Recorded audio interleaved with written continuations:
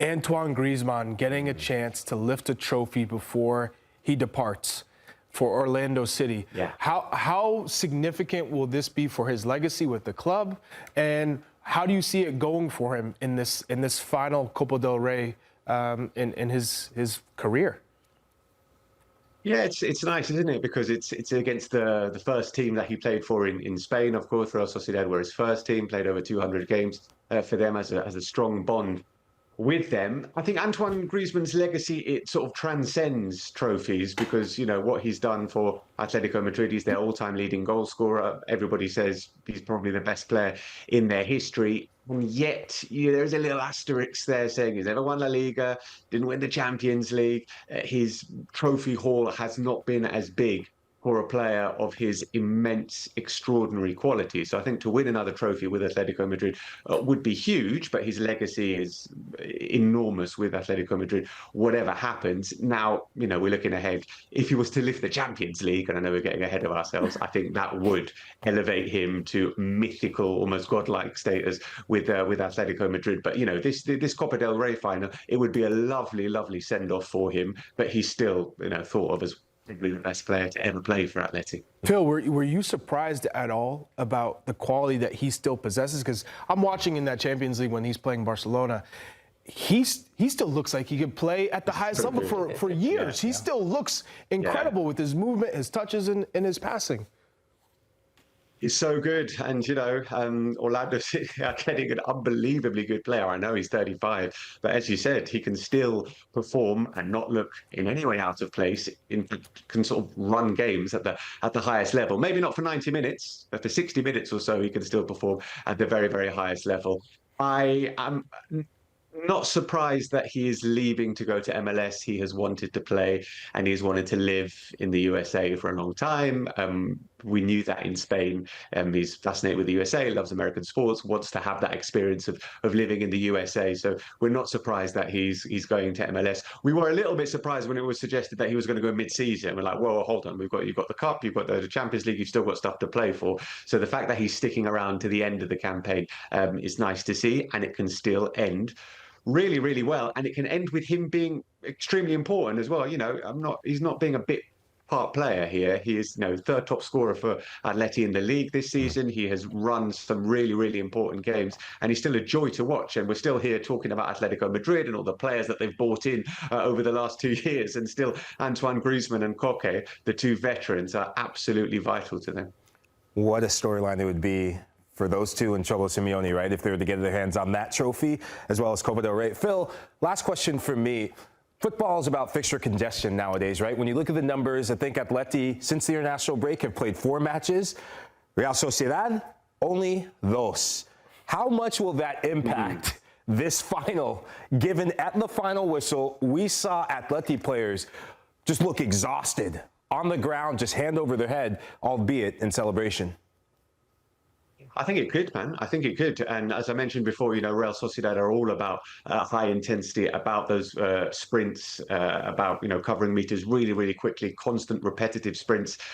So the fact that they've had longer to prepare this game, I think, is potentially very, very important. Pellegrino Matarazzo has been feeling really good since joining Real Sociedad. Are you surprised by this, Lahoud? No, I think talking to some contacts in the Bundesliga, he's highly regarded with being a project manager in Germany. I know that how things ended for him before getting this job maybe took a bit of a knock in some of kind of the perception of him. But for me, watching his impact on this Real Sociedad side, it just seems like the timing of him coming in has just been the perfect psychological reset for La Real. Because last season, it was a bit underwhelming. They finished 11th. They're not a mid-table side. We're used to seeing them in Europe, right? We're used to seeing them only a couple of seasons ago in the UEFA Champions League, and they were one of the darlings of the UEFA Champions League. I think they topped a group in the UEFA Champions League as well. So what I love is that the identity that they have, there's an aggression that he's given this La Real side. You see it, and I think it was mentioned that they have come from being a counterattacking side that just sits back, absorbs pressure, organized, and hits on the front, to a side that high presses. And I think the match that epitomized it most was the match against Barcelona. We covered it on Scoreline, and if there was a template for this is the best version of him, I think it's that. And they've actually had good showings against Atletico Madrid his debut match was a match against Atleti at home, and in my opinion, they were the better team. So he's going to have to prove it in the Copa del Rey final, but it's good to see an American, Chuck, on the big stage. Yeah, I would say I am surprised at his success. To come in and have seven games where you just kind of turn the tide right away.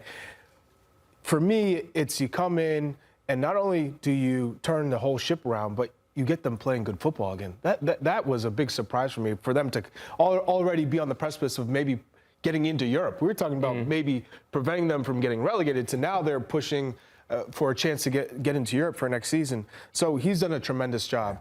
I have nothing but positive things to say about his experience right now at Real Sociedad. What about for American soccer in general, though? Because there is this narrative that American coaches or coaches that have coached in MLS can't really be successful in Europe's top 5.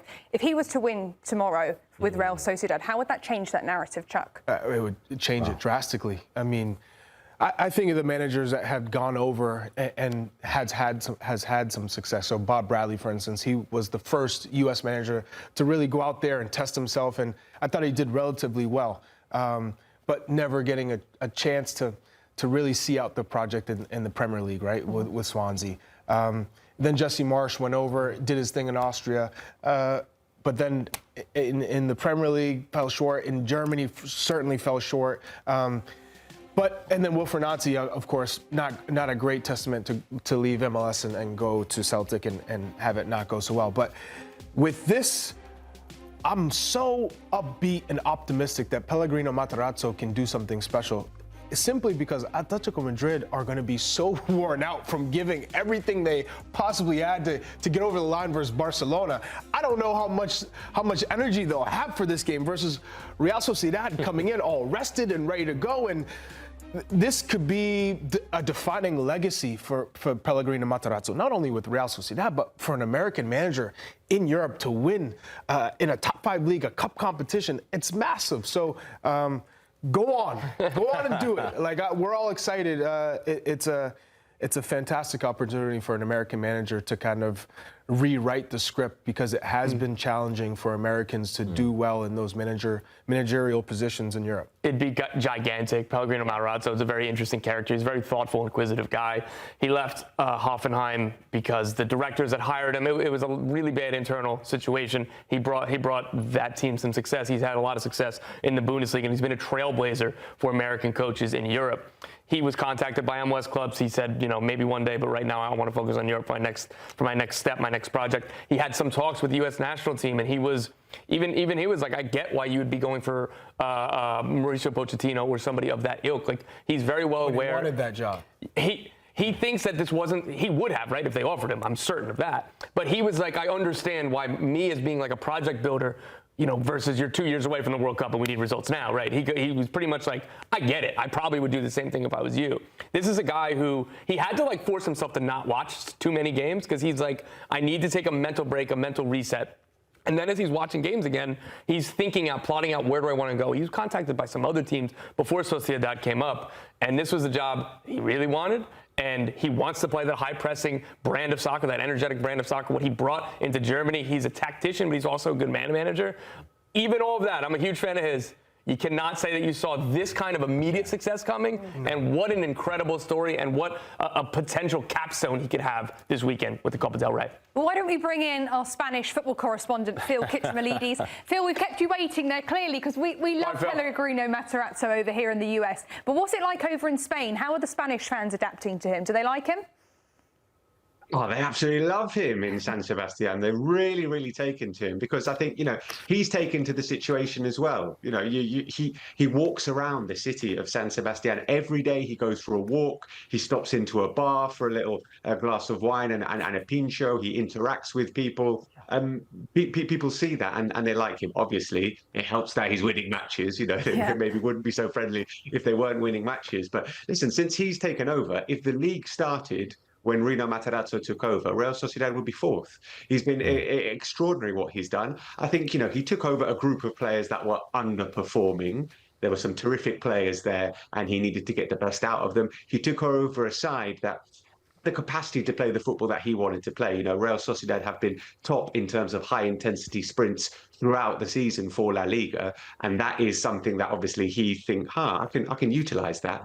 And he's got them playing brilliantly well. You know, I was looking through the squad and the team, projected team for the final tomorrow, and the projected team for the final tomorrow, they're all under 30. Like, nobody is over the age of 30. It's a young, hungry team that have bought into this guy. And you were talking a bit about his backstory. It's an unbelievable backstory. You know, this is a guy who got a degree in applied mathematics from Columbia University, and instead of going into finance or you know, making serious money, he said, no, I want to go and play third or fourth division football in Germany. And then even when his career finished, he stayed there. He said, no, I want to try and coach. And he has wanted this. You know, the fact that he's wanted this so badly. He's worked so hard, and the fact that he's in a final tomorrow, it's just a terrific story. And obviously, we can talk about Atletico Madrid as well, and there is another American in the Atletico Madrid roster. But for Rino Matarazzo, it's almost like the pinnacle of his life's work is this final tomorrow. He's worked so hard to get here, and he will feel that he will go on and achieve more things. But it's just amazing what he's done. Amazing. What's the outlook? You hinted at Johnny Cardoso, the American on Atletico Madrid. Do you think that he's in contention to start or play a role in this game? Yeah, I think he is. I think, listen, we've seen throughout the season that this first season for Johnny Cardoso has been massively disrupted by injuries. I think he's missed 15, 16, 17 games through injuries. The idea was that he and Pablo Barrios were going to be the new pairing in the midfield for Atletico Madrid, and both of them have been injured, and that hasn't really happened. But I think we've seen when he's been fit and available, Diego Simeone has picked him, and he's picked him in big games. You know, in the Champions League when he was available, he picked him against Inter. He picked him home and away against Spurs. He started the Madrid derby in the Liga. He started in the Copa del Rey against Barcelona. So when he's available and he's fully fit, Diego Simeone likes him, wants him, believes in him. He is the kind of player that Simeone was crying out for years. They went out and signed him this summer, and it hasn't worked out because of injuries so far. But I think, yeah, he's got a really, really good chance of starting tomorrow. And we'll have two guys from New Jersey contesting the Copa del Rey final, which is great.